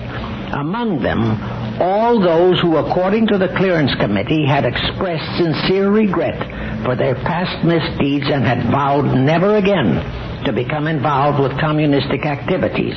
But there were no expressions of repentance or recantations when those supposedly cleared Reds appeared before the Congressional Committee. When asked the various $64,000 questions, they all jumped behind the Fifth Amendment. Naturally, those hearings torpedoed the phony clearance committee and the equally phony clearance certificates. They torpedoed all the alibis of the sponsors and the producers. And once again we beheld a hasty exodus of panic-stricken Reds out of Hollywood. Now, unquestionably, many Americans who will hear these records but who never read any of our news bulletins and special bulletins or have not seen our Red Stars tract will be amazed by all of the revelations in these records.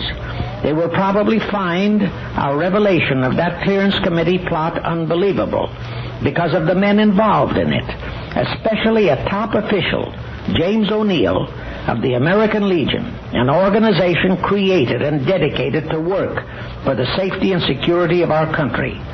But it is all a matter of official recording in the congressional records and front-page reportings of those years. Why such previously highly regarded men lent their prestige to such a dastardly plot, whether they were pressured, intimidated, or bribed into it, is unimportant. The point that is very important is that they did it, and that others of equal standing have been and are being caught red-handed in similar activities. And that brings me to the point I wish to stress in this record, and to show why this record is invaluable at this time. Ever since 1949, our Red Stars tract, reinforced by our bulletins, has been the one, the only one, impassable roadblock to the Reds and the CFR's complete conquest of Hollywood, TV, and radio. But since the late 1950s, there have been no congressional investigations of Hollywood and TV. Hence, absolutely no front-page alertings. Whether the congressional committees have been bribed, seduced, or intimidated, the fact remains that there has been no official investigations of the Reds in Hollywood or in TV or in radio since 1956. As a result, today both Hollywood and TV are again seething and crawling with Reds.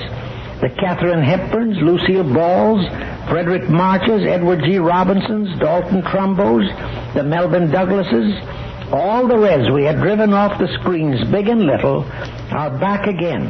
And tragically, the vast majority of the American people seemingly have forgotten the communist backgrounds of all those many-time exposed Reds and are flocking to their films. And seemingly, they, the people, do not realize that the films they are patronizing and supporting today are even more viciously communistic than Song of Russia, Gentleman's Agreement, Mission to Moscow, and all the red films of earlier years.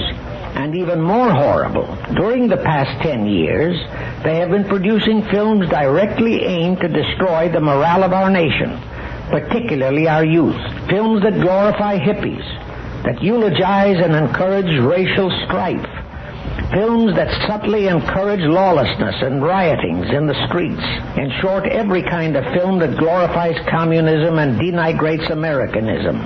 Each one produced, written, and directed by Reds. Each one starring flaming Reds who had been driven off the screen time after time after time. I do not have space or time in this record to name the scores of red propaganda and filth films now being shown all over the country and throughout the world. But I will name one that has just been released. The title of it is Look Who's Coming to Dinner, a filmization of one of the most salacious books ever written. It was produced and directed by Stanley Kramer, one of the most flaming Reds in the film industry. Its stars are Katharine Hepburn and Sidney Poitier, two of the most flaming Reds in Hollywood. This film depicts the love story of a black boy and a white girl. In the telling of it, the black man, portrayed by Poitier, is endowed with all the virtues and human decencies, whereas the white man, played by Spencer Tracy, who recently died, is depicted as a vile, racist, and bigot. And this is just one of many such films, all devoted to one objective: destroy the American way of life. Please turn your tape off.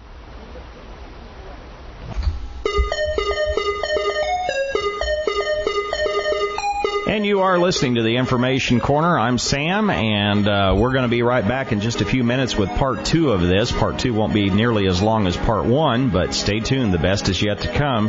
You're listening to a recording by Myron Fagan. The recording is called Red Stars Over Hollywood, and we'll be back after these messages. Stay tuned.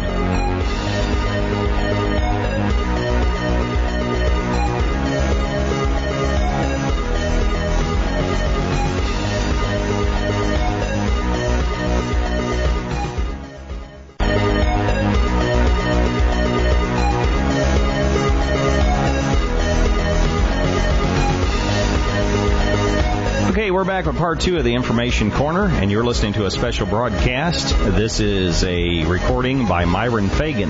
It's called Red Stars Over Hollywood. Anyway, I'm Sam. Trish will be back with us at the end of the broadcast, so stay tuned. Now back to Myron Fagan and Red Stars Over Hollywood.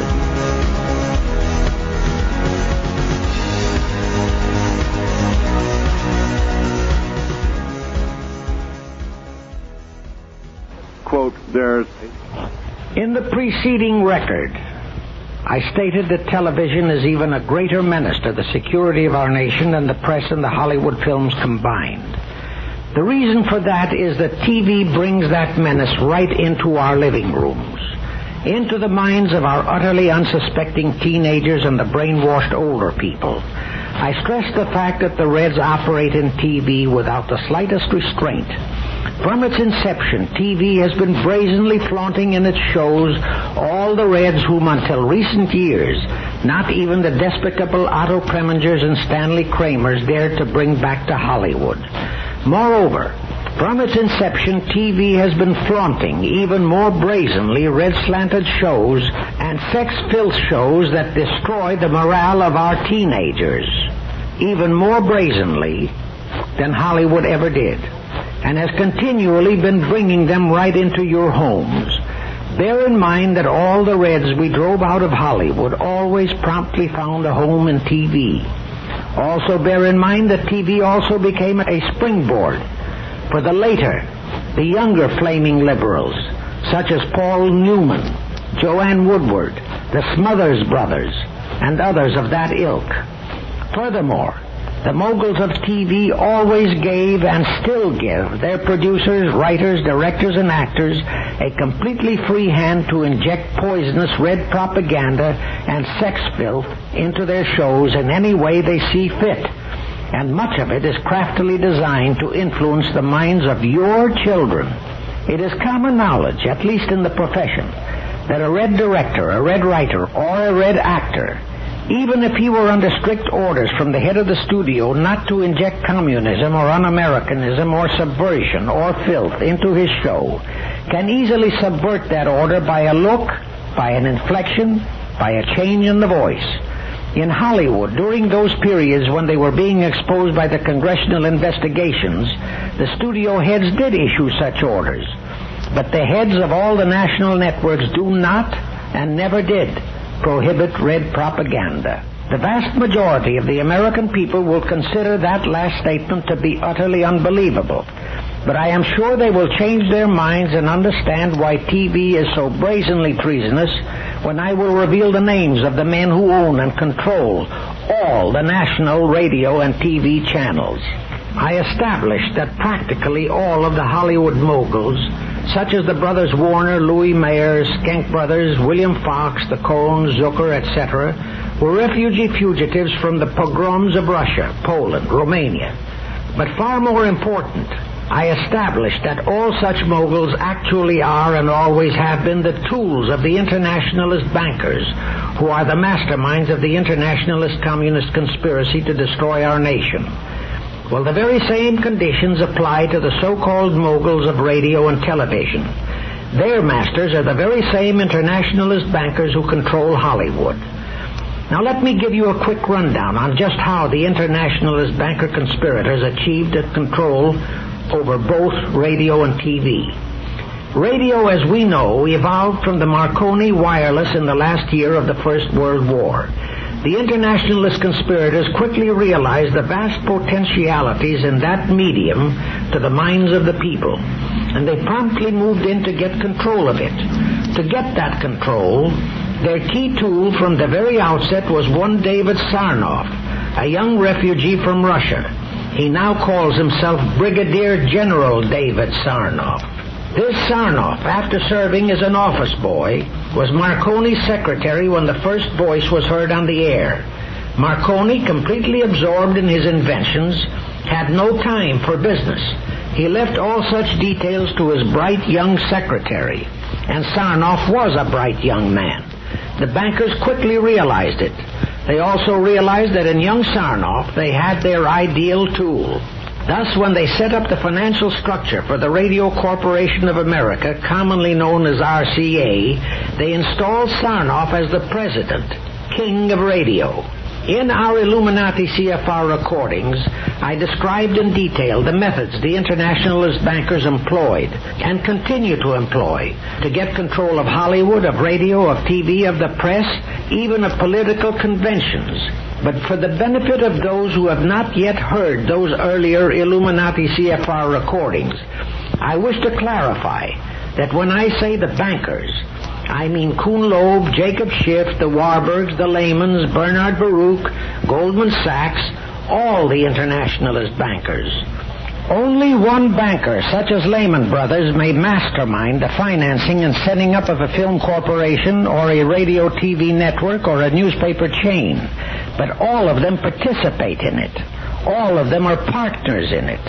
And they hold all control within their own conspiracy group, which is best known as the Council on Foreign Relations. In this conspiracy, they are one for all and all for one.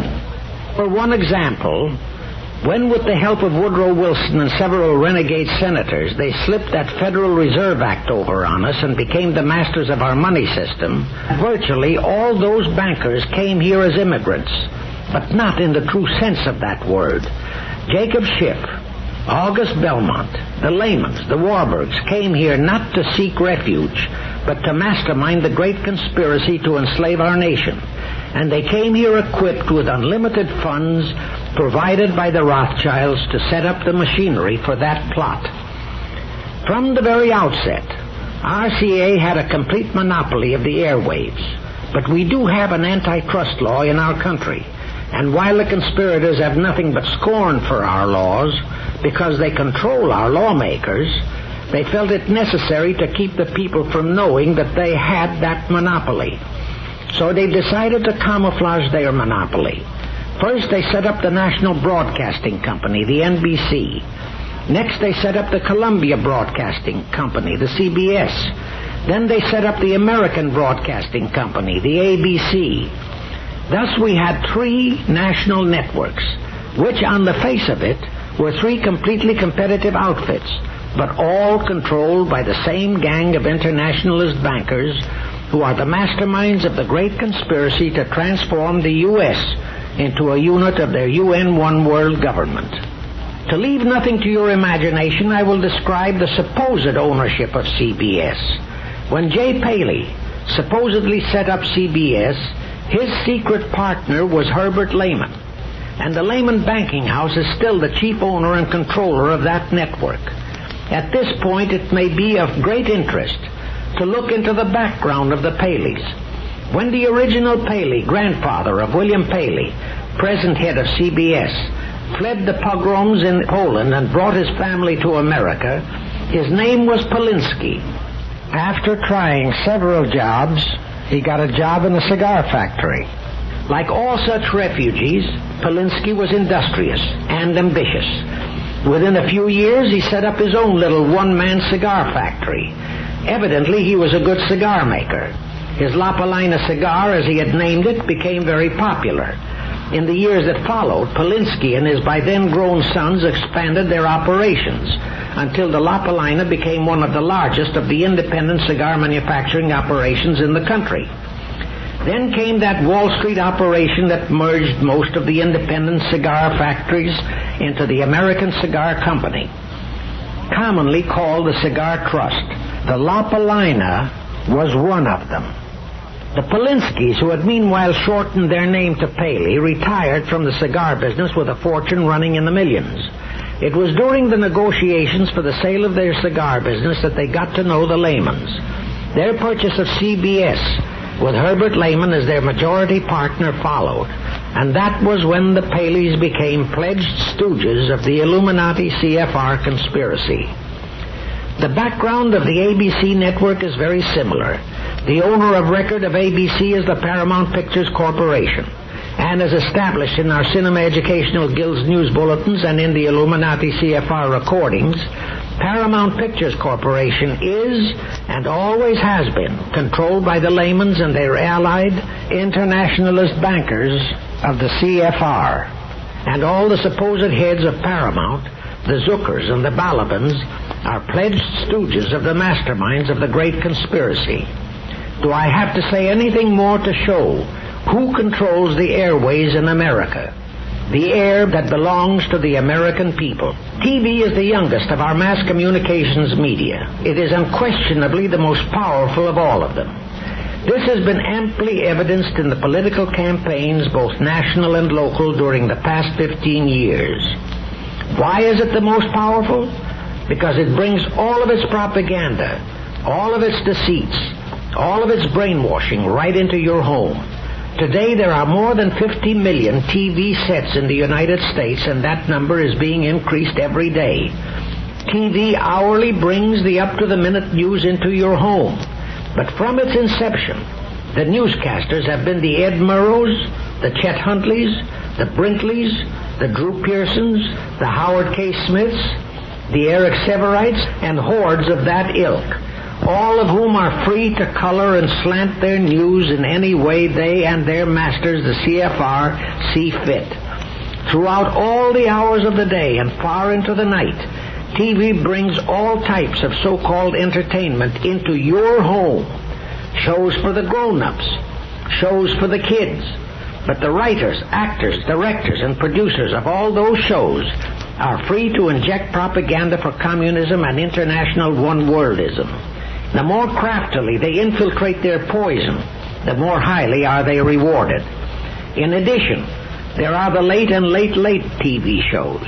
In the main, those late shows are old movies, starring such notorious Reds as Edward G. Robinson, John Garfield, Frederick March, and others of that ilk. Thus, even all the old Reds who now are dead are brought back to life with all their poison on your TV set. Thus, your TV set is the great conspiracy's pipeline right into your home. All through the day and night it pours its craftily camouflaged, and in many cases not even camouflaged, treason into your living room. It is there to poison the minds of your children right under your very eyes. It is there to delude and dope your mind with pleas for liberalism, for humanitarianism, for brotherhood, always in the name of peace, to induce you to surrender your country to enslavement in a communist UN one-world government. In short, your TV set is the great conspiracy's thinly camouflaged saboteur in your home. And there are 50 million such saboteurs in 50 million American homes. That means that your TV set is a far greater menace to your country than all the armies of Russia and Red China combined. It is a greater menace than all the tanks and submarines and hydrogen bombs of Moscow. It is the enemy Abraham Lincoln meant when he said that if America is ever destroyed, it will be done from within. And as long as the TV and radio channels remain in the control of the Sarnoffs and the Paleys and the Lamans, our TV sets will continue to brainwash our people and finally Pied Piper us into the great conspiracy's UN one-world enslavement. Now there may be some bemused doubting Thomases listening to this record who will say that all my warnings are too far-fetched for belief. They will even point out that the licenses of all the TV and radio channels are controlled by the Federal Communications Commission, the FCC. And after all, they will say, our own FCC would never permit such misuses of our airways. Well, the one thing these doubting Thomases may not realize is that the FCC is controlled by the man in the White House who appointed them after the CFR had secretly approved them. If you still doubt that the FCC is completely controlled, ask yourself why the FCC has constantly refused to grant a license for an independent TV radio station to anybody but Lyndon Johnson in that Johnson area in Texas. And that is why we, the people, must drive the Reds out of TV. The Reds named in our Red Stars tract, and at the same time smash the great conspiracy's control of both TV and radio. The FCC won't do it, for the same reasons that the Sarnoffs and the Paleys won't do it. The man in the White House who appoints the men on the FCC won't do it. Congress won't do it, because the politicians don't dare to offend the masters of TV. But the people can do it by uniting and following the directions I will provide. They are the very same directives we employed to smash the Red Conspiracy in Hollywood by hitting the moguls in their pocketbook. The Hollywood moguls depend upon the box offices of the theaters for their revenue. In 1947, they had 100% control of all the theaters in America. All the major lots directly owned huge chains of theaters. In addition, they controlled all the independent theaters through a gimmick they called block booking. Under that block booking gimmick, the independent theater was forced to buy all the films of the distributor with whom he dealt. In other words, if he wanted the Warner Brothers good films, he had to accept a mission to Moscow and all the other Warner Pro-Red films. The same rule applied if he dealt with MGM or 20th Century Fox or any of the other moguls. But with all that control, they were licked when that 1947 congressional investigation created such a public uproar that it caused millions of theater patrons to shun all theaters that were showing Red Stars and Red propaganda films and thus killed their pocketbooks. The frightened moguls promptly promised to clean house, and they did stop employing Reds, and they did stop producing Red propaganda films. But they did it with tongue-in-cheek. They theorized that after the uproar died down, the people would forget, and then they could go back to their Red conspiracy business as usual. And that is exactly what happened. The people did forget. The press and radio helped them to forget. We have that job of driving the Reds out of Hollywood to do all over again. But at this point, I want to show you how we can do that very same kind of a job on radio and TV. They too are vulnerable through their pocketbooks, but in an altogether different way. In a way, the TV tycoon is in a very enviable position. insofar as his source of revenue is concerned. And that goes for radio, too. He is not dependent upon box office receipts or rentals to theaters. His one and only revenue derives from, speaking collectively, the merchant, the manufacturer, the industrialist, commonly known as the sponsor, who, again speaking collectively, pours billions of dollars into the coffers of TV to pay for the free shows and his commercials to advertise his products. Thus, the TV and radio tycoons can and do scornfully ignore the protests against the Reds they employ. It is known that thousands upon thousands of such protests constantly pour into the offices of the national TV and radio networks. All go into the wastebaskets. And when any TV mogul does deign to answer a protest, it is usually in insulting verbiage, challenging the intelligence of the protester. To a somewhat lesser degree, that is also true of the independent local telecasting and broadcasting stations. Thus it is obvious that protesting to the TV and radio moguls is a waste of time and effort. There's only one place where protests can have any real effects: the sponsor. But to be at all effective, the protests to the sponsors must be identically the same kind of protests that closed the thousands of theaters that persisted in showing red stars and red slanted films. Because except for a few, very few, the sponsors are not much concerned about the Reds who are employed in the shows and commercials they pay for, or the treason propaganda that is injected into those shows, as long as they continue to sell their products. At this point, let's not overlook the local broadcasting station. As we know, each of the national networks maintains one wholly owned station in every metropolitan area. But in the larger cities, there are, in addition, anywhere from 3 to 7 or 8 independent local stations. So, just as the Hollywood producers depend upon the local theaters throughout the nation for distribution of their films, so do the national networks and channels and the sponsors depend upon the local broadcasting stations for their nationwide showings of their weekly TV shows, such as the brazenly vicious communist propaganda carriers Mission Impossible, The Invaders, The Defenders, East Side, West Side, the old red-starred, red-slanted old movies, and the Louis Lomax talk shows. Most of the local TV and radio stations are owned and operated by local owners. But except for local news and local shows, all of them are serviced by the national networks, exactly as local newspapers are serviced by the Associated Press and other press wire services. But there's one vital difference. The newspaper can and often does cut and or delete a wire service story as the editor sees fit.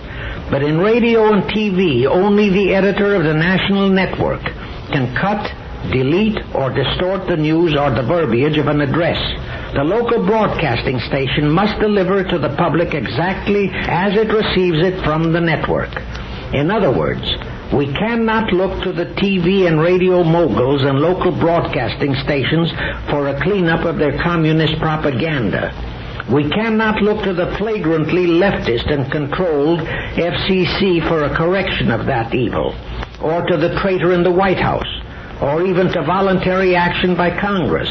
When we first launched our project to drive the Reds out of the film industry, we found it to be such a terrific all-out job that we did not attempt to include radio and the then-infant TV in our crusade. But as the banished Reds flocked into radio, many of the more alerted Americans, particularly the club women, took it upon themselves to cleanse radio. A slow but ever-increasing stream of letters began to bombard various radio sponsors protesting the employment of the Reds we, CEG, had unmasked in our Red Stars tract. That finally took on such proportions that the press, muzzled though it is, was forced to take notice of it, as shown by the late Hedda Hopper when she published the following item in her then nationwide column. I quote, "A prominent star with a pink reputation appeared on a leading show a few weeks ago. The sponsors got so much protest mail They're now looking into the activities of every actor they cast in their shows. When listeners stop buying the product, that hurts, unquote. That last line, when listeners stop buying the product, that hurts, is the tip-off to the American people. It is the one surefire weapon that can smash the internationalist bankers and CFR control of TV and radio and drive all the Reds off the air. With that knowledge that the sponsor is our real target, it behooves all of us to know all about him. Actually, there are three kinds of sponsors. But first of all, let me point out that very few sponsors have of their own accord objected to Reds and or Red propaganda in their shows. The wiser sponsors, or I should say the more astute merchandisers, when warned by public disapproval of the Reds and fellow travelers on their programs, began to carefully screen their talent. But there are others, tragically some very top-drawer ones, who, whether misguided by their advertising agents or influenced by the supposed drawing powers of certain names, have continued to hire notorious Reds. Then when the mail brought floods of protest, such as a sponsor sought to placate the protesters with various types of phony alibis, and this continues to this very day. Some of the alibis were, and still are, patently tinged with leanings to the left. This particular type of sponsor usually sharply retorts that he is interested only in his star's histrionic qualities, not in his ideologies. Then there is the alibi in which the sponsor patronizingly informs the protester that he, the sponsor, is quite an expert on communism, that he had discussed the matter with his star and found him to be a very fine American who is merely somewhat inclined to liberalism, which, the sponsor says, is frequently mistaken for communism. Then there is the third type of sponsor, who is frankly greedy for a high ratings name. This sponsor is very short-sighted. He is selling his customers short, because even his regular customers can readily be transformed into indignant boycotters by a continuous employment of Red and fellow traveler entertainers. I can point to a number of Red stars and newscasters, Chet Huntley for one outstanding example, whose ratings indicate millions of viewers and listeners, who nevertheless are positively poison to the products they advertise. Our files contain proof that many TV viewers go out of their way to buy products at higher prices rather than patronize the sponsors of Reds and fellow travelers. Naturally, the various excuses and alibis are varied, but the vast majority of sponsors, coached and advised by the networks, have always had one feature in common: a challenge to the protester to prove the actual guilt of the star or writer or director in question. Yes, the sponsor admitted he had read Red Treason in Hollywood. He acknowledges that in addition to the Red Star's tracts, he found his star's name in various listings of Reds. He even acknowledges that he has vaguely heard from other sources that his star leans to the left.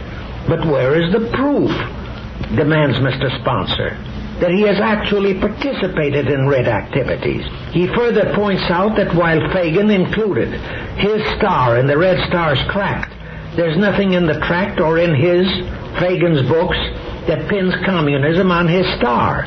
It is quite possible, the sponsor triumphantly emphasizes, that his malign star was just a dupe, or was labeled a Red because of a tendency to tolerance and liberalism. Hence, contends the sponsor, in the absence of documented proof of actual participation in Red activities, he sees no reason why he should deprive himself of a highly desirable entertainer. That statement by such a sponsor is phonier than a lead dollar, because right in the Red Star's tract, there's a specific statement that every individual named in the tract had been tried by the House Committee on Un-American Activities and found guilty.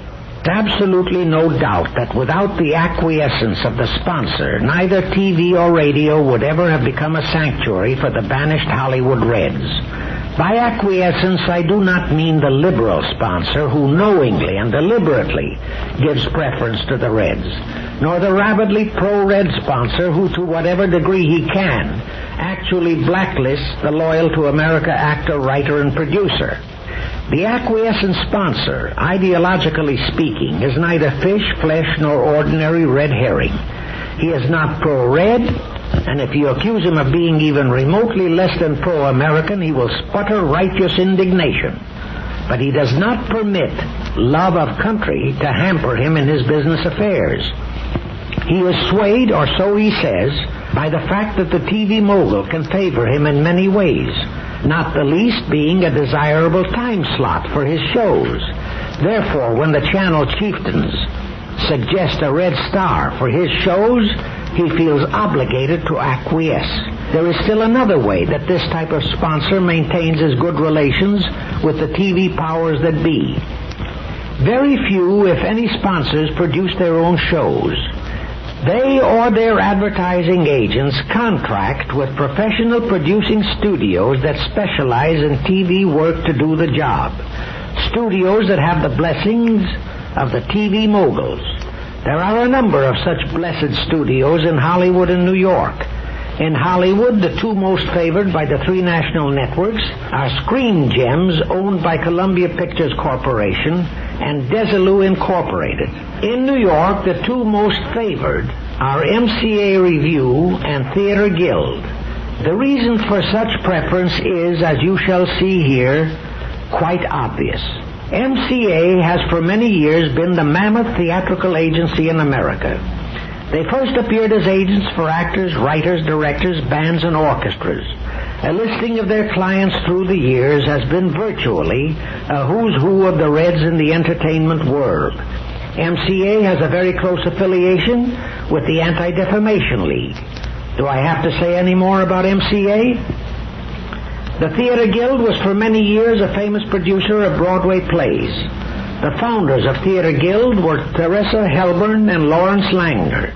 They launched it during World War I, and their backers were Jacob Schiff and Otto H. Kahn of Kuhn, Loeb and Company. Theater Guild produced all of the U.S. Steel Corporation TV shows, as well as shows for other TV sponsors. Naturally, by the very reason of their Schiff-Kahn financial backing, all Theater Guild shows have been always heavily larded with Reds.